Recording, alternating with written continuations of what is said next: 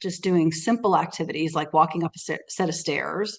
That's a 80, lot though. it is. It's like three-fourths of people Yeah. are out of breath doing simple activities.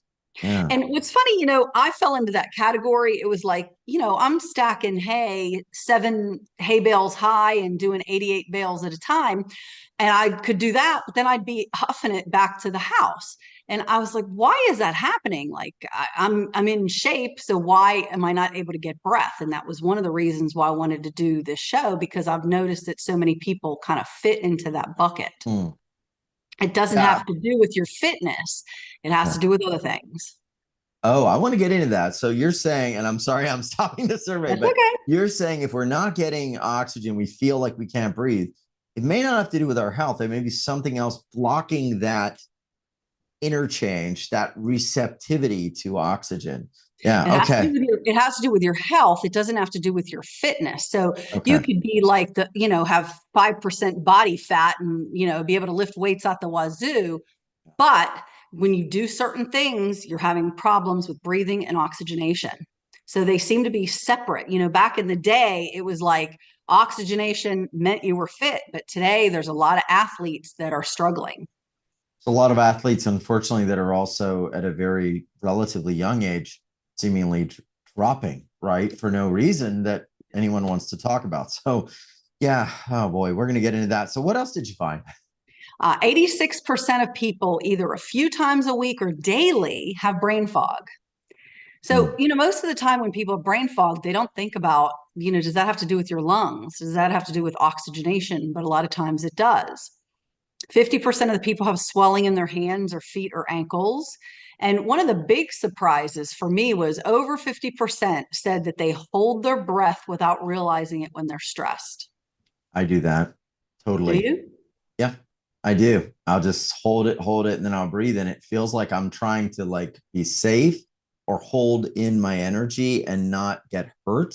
So there's definitely something there. Yeah. I'm a clencher, especially Mhm. that back left side. I clench my teeth.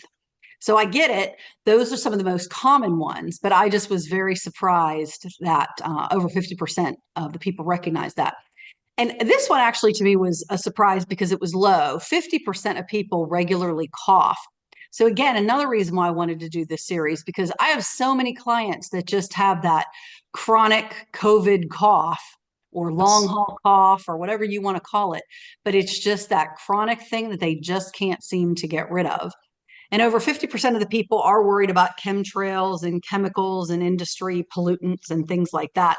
And all of this is very related because what I really did after our last series was I kind of dove into what is our air quality? Like, why do people just wake up and they're waking up coughing? What do we have in our homes? What do we have outside? I know it's probably starting to be pollen season for some people, and that to me, that's a separate issue. That's not, what we're talking about.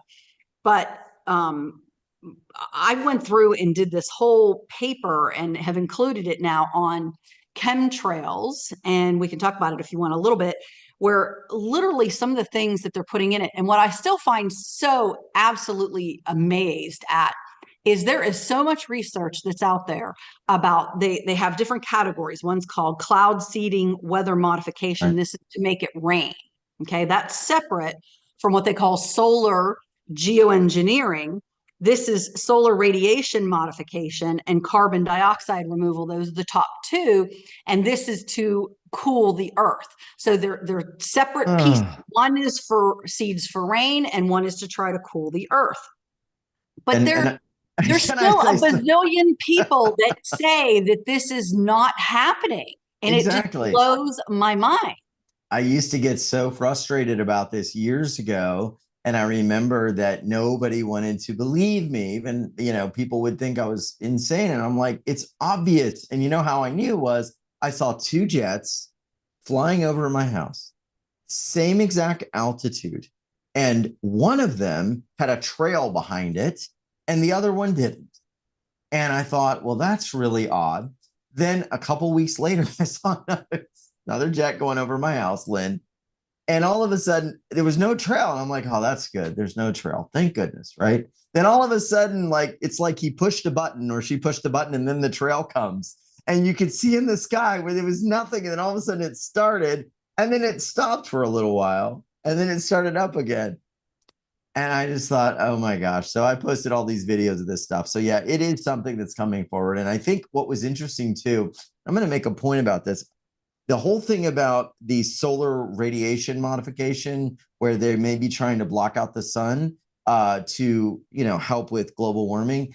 I think that's the story that people swallow. I think what they're really trying to do is they're trying to stop us from getting sunlight, the pure sun rays that are causing us to activate dormant DNA and awaken our consciousness and ascend. And so if we can stay dark, if we can stay unoxygenated, if we can stay at a very low life force vibration, then we can be limited in our ability to receive ascension energy, and they can keep the mind manipulation going, right? Because when we're fully oxygenated, like we're alive, we live longer, we're healthier, we're vibrating higher. And I think it's an effort to suppress humanity so we can be docile, controlled, and of course, not as awake as we might be. That's just me. Well, and from my perspective, they have found that vitamin D is the source of so many chronic diseases that people have. The people literally, like, we hear the word scurvy and we think, oh, nobody has scurvy today. There really are people that have scurvy, okay, which is a vitamin C deficiency. So we don't think of people today having these vitamin deficiencies, and vitamin D is just so important. And you get your vitamin D from the sun. So here years ago, they started saying, okay, the sun is bad for you. Since when is the sun bad for you? It's never been bad for you. Right. The sun is bad. Well, what do we need sun for? The sun has to hit our skin so that we can make a lot of the vitamins that we have. So now we're also putting all these toxic chemicals on our skin. And you really should think of it as, if you won't put it in your mouth, don't put it on your skin. There's a thought. Because it gets absorbed in our skin. The skin is your largest organ, and it just is like a sponge. It sucks up whatever you put on it. So all these chemicals, I mean, all I use is olive oil. In fact, when I was in Greece, I came home with a suitcase full of olive oil. That's the best olive oil. You might as well. I wanted to try it. It was from different regions. So, and coconut oil you can use as well, but the point being that they are trying to make it so that we're not in the sun and we're not absorbing the sun and we're not getting the nutrition that we need from the sun. So what's their reasoning? There could be a bazillion reasons, but all I know is that it is hurting people. People of color need the sun more because of the amount of melanin in their skin. So they need it even more. And I actually met some people in Greece that said, if you use olive oil, you don't burn. And what's so funny is I've used olive oil at the beach and everywhere, and I don't burn. And I do have American Indian in me, but I'm half Irish and Scottish. Right. So I usually have a tendency to kind of burn a little bit, and then it just turns dark brown. But I, in general, don't burn, and all I use is olive oil. So it's funny that something that natural would be something that would kind of keep you from burning. And it looks like you got a good tan as well from your trip. You look good. So you're frightened. I love it. But the pieces that concerned me when I did all this research is the fact that what is it that they're putting up there? Because what goes up must come down. So that means we are breathing this in. So this cloud seeding, they're putting silver iodide up there. For the solar radiation modification, it's sulfur dioxide, aluminum, and aluminum oxide. Goes to the brain. Yep. Yeah, all these things go to the brain. They have the Strategic Controlled Perturbation Experiment and NOAA both run experiments trying to inject all kinds of materials to see what they will do. Nobody seems to care about the humans that are below these projects. And it really all depends on the way the wind blows. Like this cloud seeding, they've already proven that they can't tell when the wind blows. So they seed this cloud thinking that they're going to put rain on Idaho, let's say, right? Well, the wind blows all that, and all of a sudden, North Carolina, South Carolina, and Tennessee literally get washed away because they can't control it. Interesting. And can I make a point? Because someone mentioned there's a little less oxygen in the atmosphere than historically in past times. And it's a small amount, but it actually is true. There's less oxygen. But my thought too is not just that there could be less oxygen. Here's an article from Forbes saying there's oxygen levels are declining. Scientists don't know why. Well, I got an idea, and maybe I'm wrong. I'm not a scientist, but what if it's all the stuff they're spraying and putting in the atmosphere that is essentially like either not allowing us to receive the oxygen, or maybe it's taking up space. So when they calibrate and they measure the oxygen, there's more other gunk in the air than what should be. I don't know. Well, But the in funny any part event, about all that is we yeah. love, to me, the whole oxygen thing is just like the climate change conversation, Mhm. because there is only 21% oxygen in the air that we breathe. The majority of it is nitrogen. So when people get all riled up, they love to just play with numbers and pull at our heartstrings and put up Yeah. these false flags that, ooh, this bad thing is CO2. happening. Yeah. And the truth is, there's just so much in there. I think I complained last time that the Florida had a really bizarre fog, and they've done research. There was people that literally pulled down what was in this fog because it had material in it. It had particulates in it. And literally they found a bacteria in there called Serratia marsicans, which causes respiratory illness and UTIs. So I mean, there's so many things, and I did a bunch of research on what really is in the air that we breathe. So we have all kinds of dirt and dust, a lot of it coal. Everybody think back in the day when, you Okay. have a coal oven or something at your home, but there's still coal and construction dust. There's trace gases that are still methane and helium and ozone. Everybody thinks ozone's a good thing, but ozone here at ground level is actually toxic to us.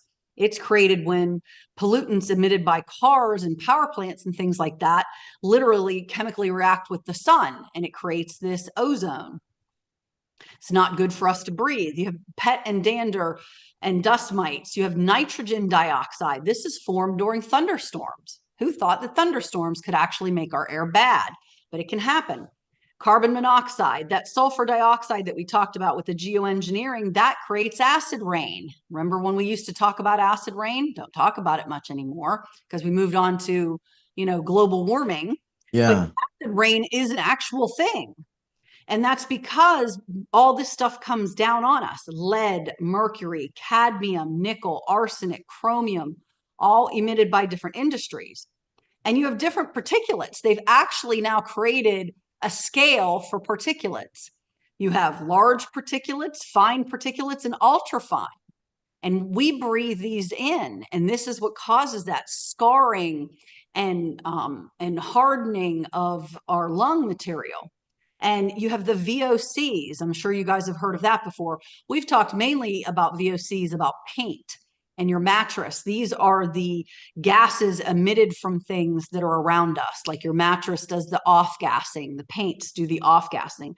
But there's all kinds of things. How many of you have those plug-in air fresheners or the We candle? do. We do. All of those are My chemicals. wife. My Unless wife you're makes doing me do. Yeah. unless you're doing the essential oils, they're all Yeah. just chemicals that are hurting you. They're Yeah. not helpful. But there's so many other things: chlorine and benzene and methyl chloride and dioxins and asbestos and silica. Silica is the one that's the most concerning to me because they're doing a new study now where they're doing a type of silica as a part of this whole creating rain and blacking Oh, out the really? Oh, silica dust is horrible for us. It's so small, and when we breathe it in, it's like mucking up your plumbing inside your lungs. So all these things block us from being able to oxygenate the way that we should. can I ask you a bit about this bacteria? Because you mentioned it, Serratia marcinens or Mars marcinens? Marsicans, something like that. Marsicans. Okay. I was digging into this as you said that. I was like, oh, that's weird. Well, this is nasty stuff. This stuff was discovered in 1819 by Bartolomeo physio in Italy, but it's commonly involved in hospital-acquired infections, particularly catheter-associated bacteria, urinary tract, and wound infections. So what the heck is this doing in fog in Florida? Yep. Is this naturally something that would be airborne? No. It's actually found in damp conditions, which would make sense with fog, but usually grows in bathrooms and feeding off phosphorus containing materials or fatty substances such as soap and shampoo residue. What the And, heck is going and what's on? interesting is bronchitis and pneumonia at the time, this was about a month ago, Yeah. was just off the charts. Everybody was running to the doctor to get, a Z-Pack or whatever. And it was because of the fog. I mean, it literally, you went outside and it choked you. Well, and you're ingesting all of this stuff. What did you find? I mean, that's weird. So, there's a lot of unexplainables, and I'm kind of trying to figure all this out. I mean, you found that when things go into the lungs, they actually somehow find their way into the blood, or is there some filter that maybe keeps it in the lungs and it doesn't get into the blood? How does that work from your It would from your have to be experience? ultra fine to get Okay. into the blood because it's in the capillaries as to where that gas exchange is happening. So it has to be small enough to fit in that, which is probably not going to happen. But having a bunch of this junk just sit in our lungs, if you're not able to cough it out properly, so this can be part of why people have a chronic cough, because literally they're in an area that there's always some sort of particulate in their Right. air. And remember, we can have this indoors too. A lot of people have mold in their houses and don't realize it. And other off gases that come from their furnaces or their air conditioning units, things like that. But these things then can stay in the lungs. And you have to remember, like if a person's at a nursing home and they go to drink something and it goes down the wrong pipe and goes in lungs, what are they worried that's going to happen? Mm, They're going to get pneumonia because something mm, foreign went into the lungs. So what if all these people that, are ending up with these different infections of sorts, they're not getting pneumonia because they were on a plane or they sat next to Susie or Billy or whatever. They're getting it because they have particulates that are sitting in their lung tissue that can't be there. And so if the immune system doesn't find a way to get rid of it and you don't cough it out, yeah. then it's going to create an infection. Why? Because you're going to start building up mucus. That's how your immune system is going to try to deal with it, right?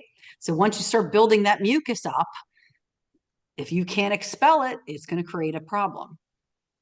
Now, you recently came back from Greece, and I'm not sure if Greece itself is a blue zone or one of those, fabled areas that people live a very long life. But I've got to think that the air might have been cleaner. Maybe the people were a little more aged and active than you might see in parts of Florida where they may not be, although they are pretty active in Florida. But what did you see there? And, was there any longevity clues or cues that you got from that area of the world? It's the same that I understood after being in Italy. Not so much in Athens, because Athens, imagine, a mountain range, imagine the sea, a valley and mountain range, and imagine Manhattan right there. Now, it might Wow. not be 9 or 10 stories tall. It's only like 5 stories tall, but it's just all condos. Nobody lives in a house. Everybody lives on top of each other in 5-story buildings as far as the eye can see. So it can be a little dirty. So it can be kind of like a city here in the United States with the pollution and everything else. Now they use motorbikes a little more than they use cars, but Mm. I don't think they really care about the fumes and things coming from it as much as maybe the United States does. But when you get to Cyprus and Crete and Rhodes and all these other smaller islands, it's just a haven for people of all ages, including close to 100, because literally Wow. everybody walks everywhere. Mm. They walk to the local store, or maybe they drive to someone's house, but they're swapping vegetables for Mhm. soap and things like that. It's just so much more natural There's olive trees everywhere. There's mulberry trees that they make silk. That was in Kushadasi in Turkey. There's lemon trees. I mean, they're taking things right off trees. Even in downtown Athens, we were shocked that there was all these orange trees. So you could walk down and just pick an orange off and eat an orange as you're walking through the streets. So that's so much more natural than what we do here, and the more the people walk, when we talked about that in the beginning of the Centenarian series in the fall, I mean, that's really a big factor right there, is that Yeah. people are walking, they're moving, they're mobile, and they're eating fresh. Yeah, and you breathed in the air, and I remember you posted some beautiful videos that we shared, and you could just feel kind of like the life force going through you and the life force in that area. What did it feel like as you were breathing in that fresh air? What did you feel? Just kind of the immediate reaction? What did it feel in your body? How did you feel after a couple of days of really getting maybe a I don't more pure energy? I don't think that you realize that there's a smell to your air until you go somewhere and there is no smell. It's like you go and you just breathe in and it's just fresh. It's not like, oh yeah, I smell, so and so's car down the street, or a diesel, truck going by, or whatever. It literally, you're out in the middle of the ocean and it's just, trees and the ocean and the sky, and breathing that air. There's nothing like it. I love that. Did your body feel different? Did you start to Oh have yeah. more energy? Tell us about it. What was going on? Yeah, I mean, you couldn't wait to wake up. It was Yes. easier I mean, we went to all these places where there were 2,000-year-old ruins of things, and we're just, walking up and down and hiking up and down these all day long. You're not tired because your body is getting that oxygen that it Yeah. needs. You don't have the brain fog. It's funny, since I got home, and I've only been home 3 days, I've had a headache every morning. Interesting. And I didn't Interesting. have one headache the whole time I was there. And Interesting. so I already was like, okay, we got to work on what's going on with the air that we're breathing, or what's happening here. I know that it's oxygenation and air related. Yeah. Yeah. And you're going to be starting the series. So it's perfect. You're going to be Probably brewing. you're going to be eating your own cooking. And now you're aware of how important this is. One thing you mentioned, can't remember the statistic, but centenarian people that live to be 100 plus, the lungs were very important for this. What was the importance or significance of the lungs in those people that lived not only just to a ripe age, but to a healthy, vibrant filled ripe age? What was the significance there? Yeah. Lungs, COPD, chronic obstructive pulmonary disease, and all the fibrosis and things that happen with the lungs, all of these things, this is the number 5 killer in the world. So in the fall, we worked on cardiovascular disease, strokes, cancer, and mobility, because mobility and accidents, falling, things like that. That was 1 through 4. But number 5 Mm, is the lungs, because, mm. we breathe 20,000 breaths or more a day. Okay. So if we're not getting that oxygen, if our body isn't getting that oxygen, remember, if your oxygenation is low, that's when cancers happen. That's when Yep. infections happen. That's when tissues aren't able to resolve. So if you hurt yourself, you have an operation, get a knee replacement or something like that, your body can't heal properly from things like that. The nerves start to die. You get more of the neuropathies and things like that. So all of these are related to getting the optimal oxygenation through the body. And we're going to work on every different way that is in this series. Very interesting. And I want to get to some comments, maybe some questions in a moment. And I got to let everyone know we've got a couple surprises today. We've got a surprise process we're going to be doing. So just wait. Lynn's going to be tapping into the bodies.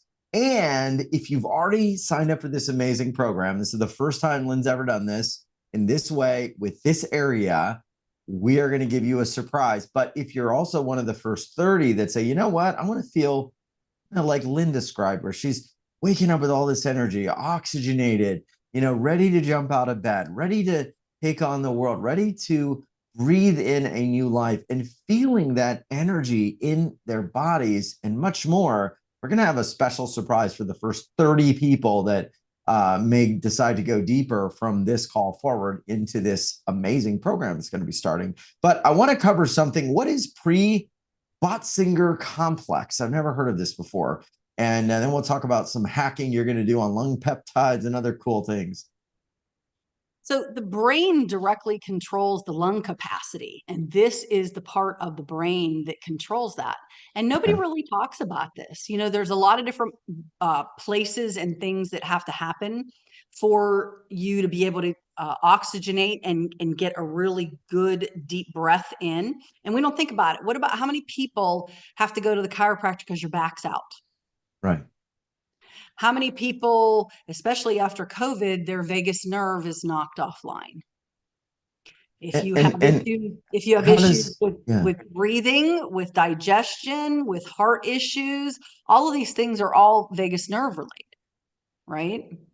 So does the vagus nerve cause us maybe to be in a fight or flight if And it's not in I guess a rested state, a relaxed state, and then we breathe shallower, we're not able to really open up this diaphragm as effectively? Is that Yep. So when your back is out, you have your peripheral nerves that come off the spine. Well, if the one that's affecting your diaphragm happens to be out, your diaphragm's not working correctly. yes, But you also yes. have then your vagus nerve that is in charge of breathing in general, the involuntary muscles. So you have that piece. And then you have this piece with this pre-Botzinger complex, which is in the brain that Mm. controls all this and tries to regulate how deep you breathe and send signals to the muscles that control the expansion of that diaphragm and dictates how much air you're allowed to take in. So it's a very important part of making sure that we get the breathing that we want. So just because I want to take very deep breaths, this isn't 100% a conscious decision on my part. It also involves my brain and how it is communicating or what directives it is sending to my lungs. Because a lot of our breath is, well, it's quite honestly, it's unconscious. It's happening without me thinking, right? So there's something else going on here if we can't get a deep breath. It's We interesting. asked we asked people how many of them were shallow breathers, and Mhm. I don't recall the exact number, but it wasn't a super high percentage. It was only like about 30%. But my question would be, how do you know? Because most people just, okay, I'm just breathing normal. Like they all, like 92% or some really high percentage was, yeah, I just breathe normal. Okay, but how do you know? How do you know what normal is?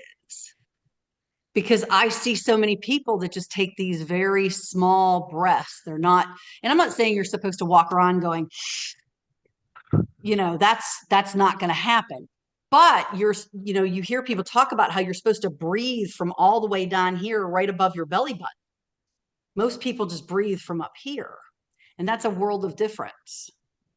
Yeah, the average adult breathes in 2 seconds, 3 seconds, and out 2 to 3 seconds. Whereas optimal is something like 15 seconds or at least more than 10, right? So, yeah, we are shortchanging ourselves. And we may not even be doing it on purpose. We may be just in this shallow breath crap without knowing.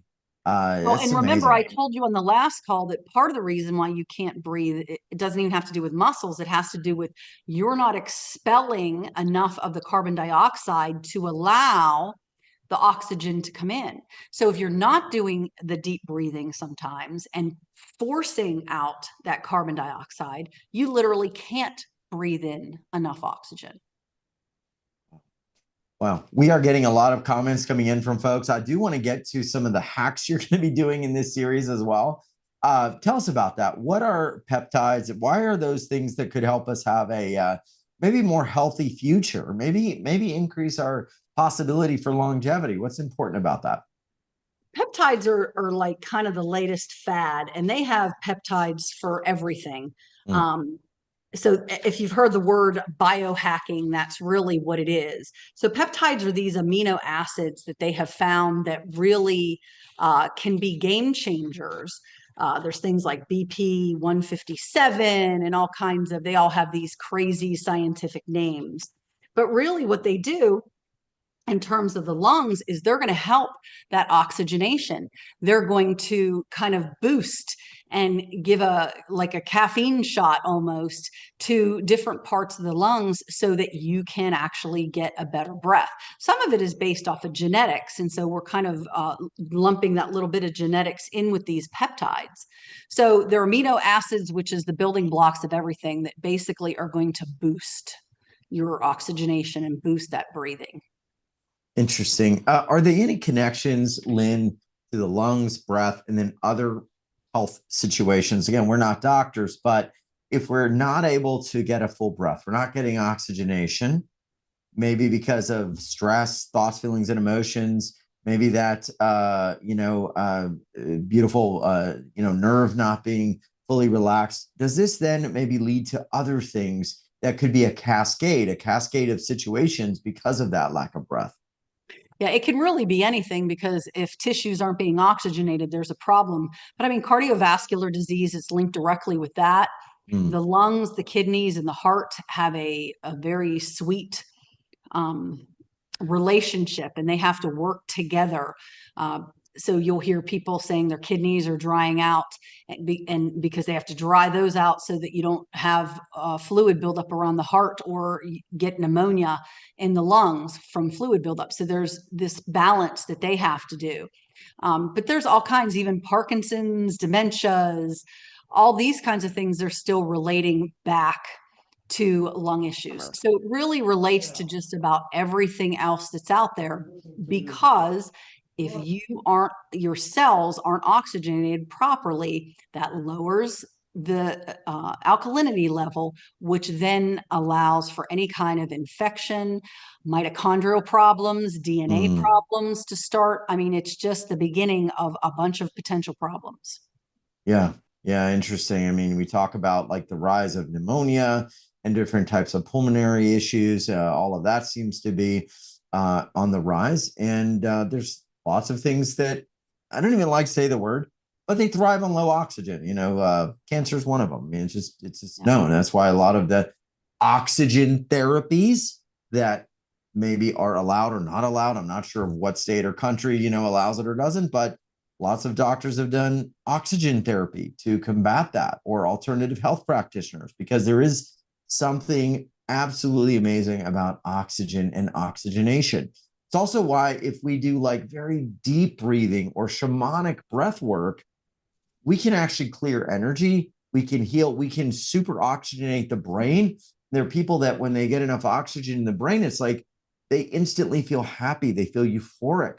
Many people have like just higher connections of wisdom and connection to like, higher states of consciousness. There's even forms of breath work where you raise the body oxygen so high that you actually transcend the barriers of the human mind and you awaken to just like higher intelligence from just super oxygenation. So it's exciting stuff. And, so I want everyone fully oxygenated. I want to really dive into this and I want to help people where they're at. So if you've got a question from Lynn, I mean, this is a deep rabbit hole because without oxygen, we die, and we absolutely are of the earth. We come from the earth and we thrive in the atmosphere of a beautiful divine earth balance. But we also have the ability, right, to adapt and thrive no matter what's going on. So Lynn, is it okay if we take some callers and help some folks adapt and thrive? Because I know that's Of your course. specialty. Yeah, I love it. We're going to grab some callers. The call is filling up. What I want to do, I'm going to go with the first people that signed in my first group here. I've got Heidi, and I'm excited to talk to Heidi. Did Heidi just drop off? Oh no. Sorry, Heidi. I literally was excited for Heidi, and Heidi's gone. Okay, we're gonna go. I don't know why that happened. It was in We're the gonna. dark, so I had to move to Oh, light. there you are. Hi, Heidi. Hi. You heard me. You're like, oh gosh, she's coming. I Oh, better do yes. something. Good. I know Wow, you're thank you for meant to picking be on the me. call. Of course. I love, actually, Heidi's one of my favorite names. So I was like, we got to pick Heidi. How are All you doing today, right. my love? Yay. What's going on? Hi, How are Lynn. you? How are you? This is Heidi. Thank you. So I had a respiratory issue for almost 3 months a year ago. I live in Costa Rica for 6 months of the year, and I'm telling you that just because there's a lot of moisture and dampness and heat where I live. But since then, I've never really been able to clear my throat. And I believe that's sort of related to lungs and just your throat. And so I'm just wondering what might come up for me when you Your look at body's saying there's a particular plant. There's a particular plant that's